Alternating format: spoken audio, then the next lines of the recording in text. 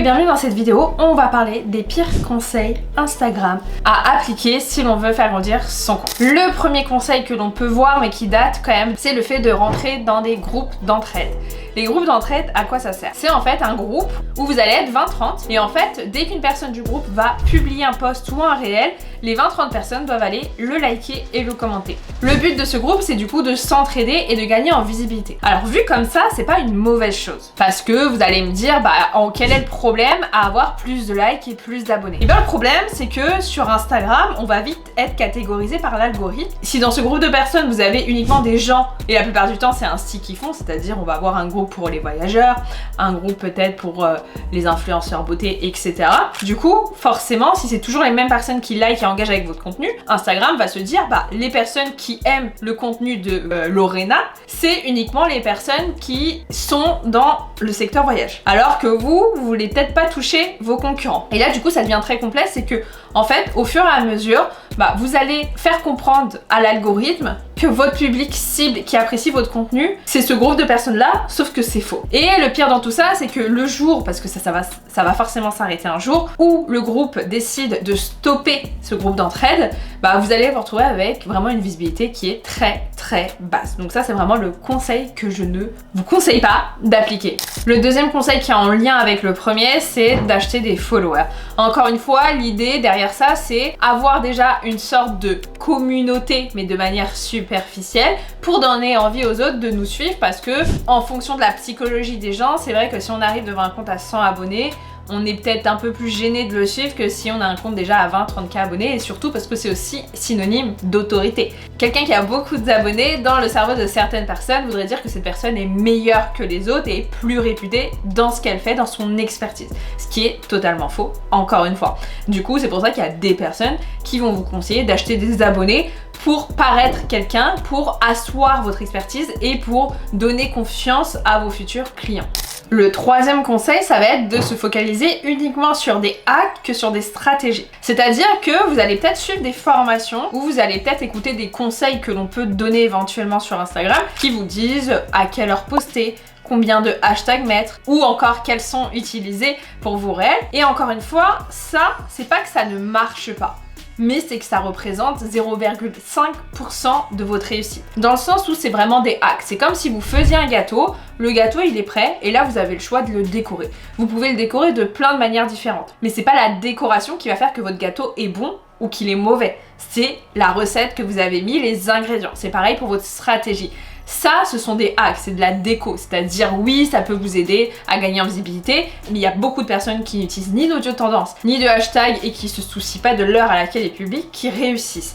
Pourquoi? Parce que le fond, leur stratégie, leur contenu est qualitatif. La quatrième chose que je vous déconseille de faire, c'est d'utiliser le feed puzzle. Le feed puzzle, je vais vous mettre un exemple juste ici, c'est en fait un feed qui va être très joli, mais qui sera uniquement joli si on regarde votre profil de manière globale. C'est-à-dire que si on est abonné à vous et que vous nous faites un feed puzzle, on va voir plein de publications de vous, mais ça va être juste un bout de la photo. En fait, le feed puzzle, comme vous pouvez le voir, ça peut représenter soit une photo entière ou ça va représenter un feed qui est lié par plein de choses entre elles. Ça peut être de la déco, des fleurs, etc.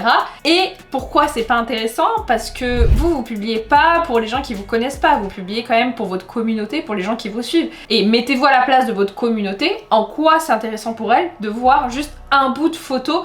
C'est vraiment quelque chose qu'on va avoir du mal à comprendre et ça peut du coup au fur et à mesure du temps expliquer pourquoi vous perdez des abonnés. La cinquième chose que je vous déconseille de faire, là on va parler des stories, c'est de publier des stories images sans contextualiser, sans expliquer qu'est-ce que c'est, en racontant sa vie en résumé. Pourquoi je vous déconseille de faire? Parce que évidemment là je m'adresse à des personnes qui sont entrepreneurs, pas à des influenceurs. Je vous le déconseille de faire parce que les gens, ils vous suivent pour une expertise. Ils vous suivent aussi parce qu'ils aiment bien ce que vous faites, ils aiment bien votre personnalité. Mais ça va pas au-delà, c'est-à-dire ils n'ont pas forcément envie de suivre votre repas du midi, les problèmes vétérinaires de votre chat, les problèmes avec votre couple. Vous voyez ce que je veux dire? C'est pas, ils vous suivent pas pour tous les aspects de votre vie. Ils vous suivent peut-être pour l'aspect business et peut-être pour un ou deux autres aspects que vous allez réussir à mettre en avant, mais ça reste quand même lié à ce que vous proposez. Donc il faut pas se dire ils me suivent donc je peux leur raconter ma life. Non, vous êtes entrepreneur donc vous avez entre guillemets une image à tenir. Alors quand je dis image, ça veut pas dire que vous devez pas dire ce que vous pensez.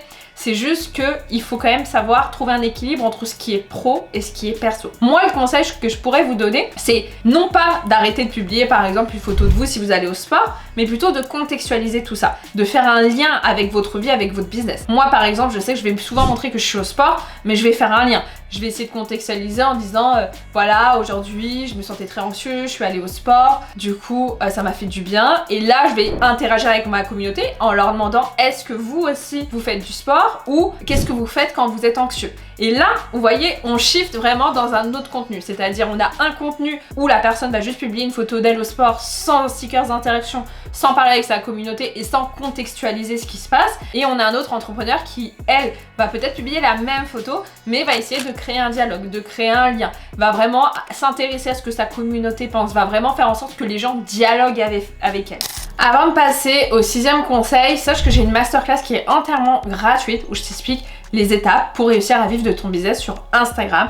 Il y a des dates tous les jours, si tu n'es pas disponible, tu peux la recevoir en replay. N'oublie pas, le lien est en description. Le 6e conseil est peut-être l'un des plus importants, c'est le fait que des gens vous disent qu'il ne faut pas se nicher. Alors déjà, qu'est-ce qu'une niche ? Une niche pour moi, c'est pas dire je suis dans le business. Ça c'est un secteur. Beauté, business, etc. c'est un secteur. Une niche, c'est par exemple dans le secteur de la beauté, se nicher dans les soins visage, le nail art. Après bien sûr, vous pouvez avoir plusieurs choses ensemble, c'est-à-dire vous pouvez très bien proposer des soins visage et des soins du corps. On n'en est pas non plus à se nicher de manière extrême. Pas forcément faire tout parce que c'est compliqué, sauf si vous êtes un grand institut, mais même un grand institut comme par exemple l'atelier du sourcil, il se contente quand même uniquement de tout ce qui est cils et sourcils. Donc se nicher, c'est vraiment choisir parmi son secteur une branche. Et pourquoi quand vous êtes entrepreneur et pas influenceur c'est important? Parce que si vous êtes trop large, vous allez du coup déjà avoir du mal à communiquer sur tous les aspects que vous souhaitez traiter. Donc quand je dis large, c'est-à-dire qu'il y a des personnes qui vont se mettre beauté, sport, lifestyle. Donc déjà ça va être compliqué d'osciller entre ces trois, mais aussi parce que vous allez attirer des personnes qui vont être intéressées par la beauté, mais peut-être pas par le sport. Donc quand vous allez publier du sport, elles vont dire moi ça me plaît pas trop, ou au pire elles vont se désabonner. Parce que aussi quand vous allez proposer peut-être un produit, si vous êtes entrepreneur, on va avoir du mal à comprendre le lien entre la beauté, le lifestyle et le sport, vous voyez. Vous allez parler un peu à tout le monde, et c'est peut-être l'erreur qu'on se fait, c'est de se dire je parle à tout le monde, c'est cool, mais vous allez aussi parler à personne. Alors encore une fois, ça veut pas dire que vous pouvez pas avoir beaucoup d'abonnés. Moi je pense qu'on peut très bien ne pas être niché et avoir des abonnés.